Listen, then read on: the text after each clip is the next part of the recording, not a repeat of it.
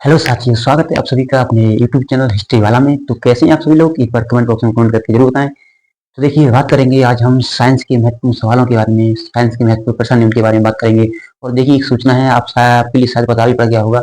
जिन व्यक्तियों के लिए, जिन अभ्यर्थियों के लिए रेलवे ग्रुप डी के एग्जाम का बेसब्री से इंतजार था, उनकी जो डेट थी एग्जाम की, वो डेट ऑफिशियली आ चुकी है। ठीक है, उनके जो एग्जाम है, वो ग्रुप डी का जो एग्जाम है, वो एग्जाम 17 नवंबर से स्टार्ट होगा और अंतिम जो डेट है वो लास्ट दिसंबर बताई जा रही है। ठीक है ना, तो सभी लोग अपनी बेहतरीन तरीके से तैयारी करिए। ठीक है ना, और जो ग्रुप डी के महत्वपूर्ण तरीके से अगर बात की जाए, तो मैंने ग्रुप डी के एग्जाम के लिए साइंस की जो क्लास आपकी चल रही है, ये बहुत ही महत्वपूर्ण होने वाली है। ठीक है ना, तो लग रही है रात दिन की ग्रुप डी का जो एग्जाम है, उनमें से आपके लिए कुछ भी करना पड़े, लेकिन उसकी नौकरी आपको लेनी है तो लेनी है। ठीक है ना, तो चलिए, बहुत ही महत्वपूर्ण सवाल है, बहुत ही अच्छे से मैंने ढूंढा है, बनाया है इनके लिए। ठीक है, तो बात करेंगे, चलते हैं पहले क्वेश्चन की तरफ। पहला क्वेश्चन आपका क्या कह रहा है?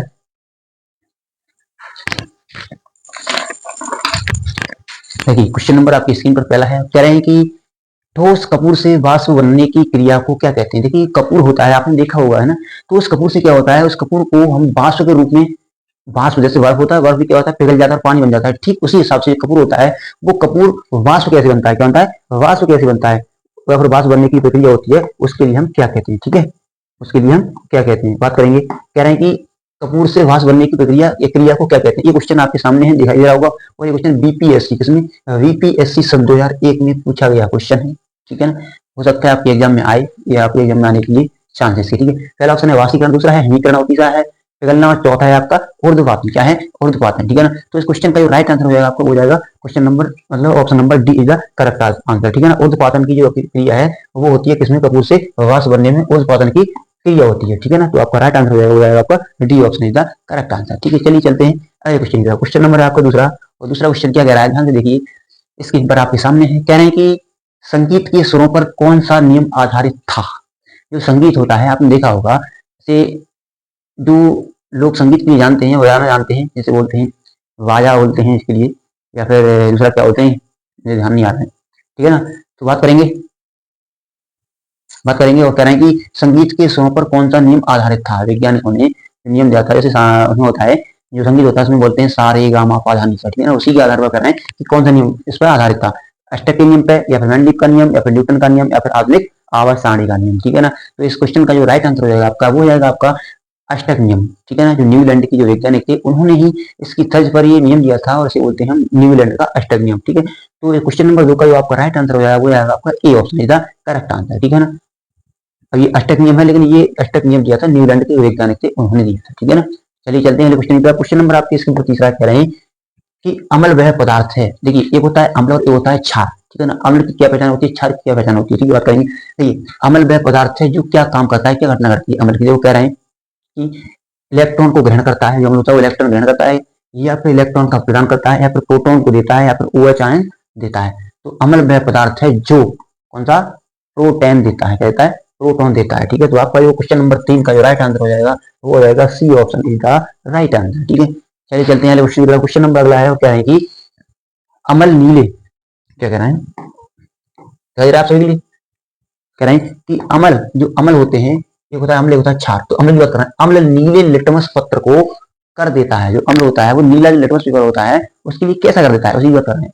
एसएससी 2022 में पूछा हुआ क्वेश्चन है, इसमें पूछा है, एसएससी में पूछा है 2022 में। ठीक है ना, 2022 में पूछा है। तो करें, अमल नीले लिटमस पत्र को लाल कर, मतलब क्या कर देता है, पत्र को कर देता है। तो क्या ऑप्शन है आपके सामने, लाल कर देता है, पीला कर देता है, नारंगी करता है, या फिर गुलाबी। जो गुलाबी नहीं होगा, नारंगी भी नहीं, और पीला भी नहीं, आपका जो हो जाता है हमने, वो होता है लाल कलर का। ठीक है ना, तो आपका राइट आंसर हो जाएगा, वो जाएगा क्वेश्चन नंबर 4 का option number A is the correct answer. ठीक है, चलिए चलते हैं अगले क्वेश्चन की तरफ। क्वेश्चन नंबर अगला क्या कह रहा है, तो ये क्वेश्चन नंबर है 5वां, और कह रहे हैं कि कितनी बढ़िया इन्होंने बात की है। क्वेश्चन में कह रहे हैं कि पीएच, पीएच का निर्धारण किसने किया था? पीएच एक मान होता है, पता है, साइंस में मान होता है। किसी भी अम्ल या क्षार की पहचान करने के लिए हम इसी से गणना करते हैं, कौन अम्ल है कौन क्षार है। तो उनका सबका एक स्थायी संख्या होती है। ठीक है, तो उसी के लिए हम बोलते हैं पीएच मान। तो करें कि पीएच मान का निर्धारण था, वो कौन से वैज्ञानिक ने किया था? ठीक है, बात करेंगे, पहला ऑप्शन है लेवोजियर, दूसरा है पेस्टल ने, तीसरा है कैम्ब्रिज, चौथा है सोरेनसन ने। तो इस क्वेश्चन का जो आपका राइट आंसर हो जाएगा, वो जाएगा क्वेश्चन नंबर 5 का राइट आंसर हो जाएगा आपका सोरेनसन। कौन जाएगा? सोरेनसन। क्वेश्चन नंबर 5 का D option is the correct answer. ठीक है, सोरेनसन ने क्या किया था, पीएच मान का निर्धारण किया था। ठीक है, उम्मीद करते हैं क्वेश्चन समझ में आया होगा। चलिए चलते हैं क्वेश्चन की तरफ। क्वेश्चन नंबर है अगला, कह रहे हैं कि निम्न में से कौन सा रासायनिक यौगिक है? इनमें से कौन सा एक ऐसा तत्व है जो रासायनिक यौगिक है? ठीक है, क्वेश्चन आपके सामने आरआरबी, देखिए आरआरबी के एग्जाम में पूछा गया है, एएसएम में पूछा गया है और सीजीएल में पूछा गया, ठीक है, 2003 और 2005 में क्वेश्चन ये पूछा गया है। अब इसका आंसर क्या होगा? कौन सा रासायनिक यौगिक है, मतलब निम्न में से कौन सा है? तो वायु की बात करेंगे, वायु है या फिर ऑक्सीजन है या फिर अमोनिया है या फिर पारा है। तो देखिए इसका राइट आंसर हो जाएगा, और वो हो जाएगा आपका ammonia is the correct answer, ठीक है ना। ये क्या है? आपका रासायनिक यौगिक बनकर के तैयार होता है, ठीक है ना, ये रासायनिक यौगिक है। ये किससे? अमोनिया, ये क्या है? N2N nitrogen gas plus HCl gas के HCl गैस से मिलकर के बनती है, ठीक है, बन जाती है क्या? अमोनिया, ठीक है। उसके बनाएंगे तो उसका निर्धारण करेंगे, हो जाएगी NH3, ठीक है। अब बात करेंगे, ठीक है, देखिए परमाणु उसके बराबर होंगे, ठीक है, बाद में मिल जाएगा, फिर मिल जाएगी Cl2 गैस मिल जाती है, क्लोरीन जिसे हम बोलते हैं, ठीक है ना। 3 दूनी 6 और 2 3 से बना है ना, 3, ठीक है। Cl क्या हुआ? 2N2 प्लस 3HCl, 2 3 6 और 2N 2 3 4, हाँ ठीक तो है। 3H 2 3 6 2N2 2N2 3HCl, ठीक है। चलिए देखते हैं, अमोनिया हो गया ये, ठीक है। अब बात करेंगे क्वेश्चन नंबर आपका अगला क्वेश्चन की सब चलते हैं। क्वेश्चन नंबर आपका 7 में, निम्नलिखित में से कौन वायु प्रदूषक सर्वाधिक हानिकारक, मतलब सर्वाधिक हानिकारक है, ठीक है। निम्नलिखित में से कौन वायु प्रदूषक सर्वाधिक हानिकारक है? ऐसा कौन सा तत्व है जो वायु के लिए सबसे हानिकारक होता है, ठीक है। तो आपके सामने देखिए ऑप्शन नंबर है, सब ऑप्शन लगा दिए हुए हैं। पहला ऑप्शन है ओजोन, दूसरा है हाइड्रोजन सल्फाइड, तीसरा है कार्बन डाइऑक्साइड। देखिए इसमें 3 ही ऑप्शन है, चौथा ऑप्शन यहाँ पे इसमें होगा, वो होगा आपका डी ऑप्शन। क्या होगा? डी ऑप्शन होगा कार्बन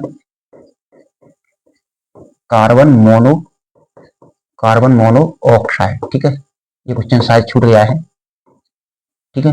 तो इसका जो आपका देखिए बात करेंगे, आपका इसका राइट आंसर वो आएगा, ये भी नहीं है, ओजोन भी नहीं है, हाइड्रोजन सल्फाइड नहीं है, कार्बन ऑक्साइड नहीं है, सबसे ज्यादा हानिकारक है आपका carbon mono oxide is the correct answer, ठीक है। चलिए चलते हैं क्वेश्चन पर। क्वेश्चन नंबर अगला क्या कह रहा है?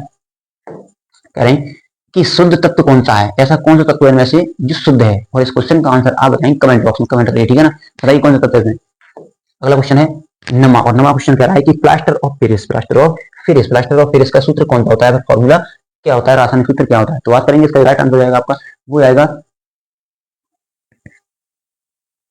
आपका B option, CaSO4 into H2, ठीक है। C option is the correct answer question number 9 का, ठीक है ना।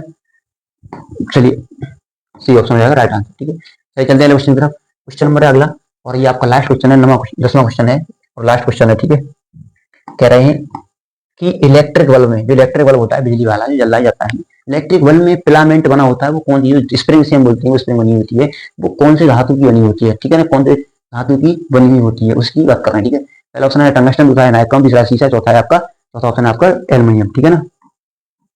तो बात करेंगे जो इसकी धातु होती है वो बनी होती है, स्प्रिंग होती है टंगस्टन, किसी होती है टंगस्टन की धातु होती है, क्योंकि इसका गलना होता है बहुत ज्यादा उच्च होता है, इसीलिए इसकी मात्रा उसमें उपयोग की जाती है, ठीक है ना। तो आज इसका राइट आंसर है वो है आपका A option is the correct answer, ठीक है। चलिए चलते हैं, ये आपके 10 क्वेश्चन थे, बहुत ही महत्वपूर्ण है, पिछले एग्जाम में जो आने वाले हैं, पिछले एग्जाम जो आए हैं या फिर आगे के एग्जाम में आने वाले हैं, ठीक है ना। तो उम्मीद करते हैं वीडियो के लिए लास्ट तक अंत जरूर देखिएगा, क्योंकि इस वीडियो में आपको बहुत कुछ मिलने वाला है। तो आज के लिए इतना ही, मिलते हैं नेक्स्ट वीडियो के साथ, तब तक के लिए जय हिंद।